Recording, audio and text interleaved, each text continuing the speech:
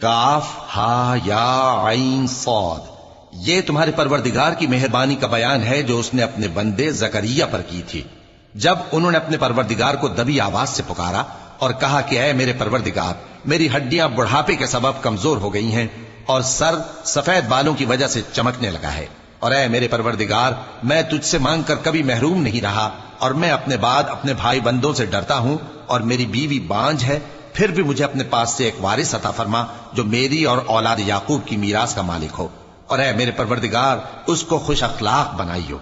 फरमाया, ऐ जकरिया, हम तुमको एक लड़के की बिशारत देते हैं जिसका नाम याहिया होगा।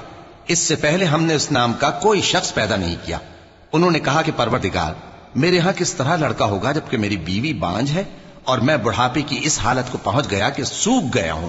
हुक्म हुआ कि इसी तरह होगा। तुम्हारे परवरदिगार ने फरमाया है कि मुझे ये आसान है, और मैं पहले तुमको भी तो पैदा कर चुका हूं और तुम कुछ चीज न थे। कहा कि परवरदिगार, मेरे लिए कोई निशानी मुकर्रर फरमा। फरमाया, निशानी यह है कि तुम सही और सालिम होते हुए 3 रात दिन लोगों से बात न कर सकोगे। फिर वो इबादत के हुजरे से निकलकर अपनी कौम के पास आए तो उनसे इशारे से कहा कि सुबह शाम तस्बीह करते रहो।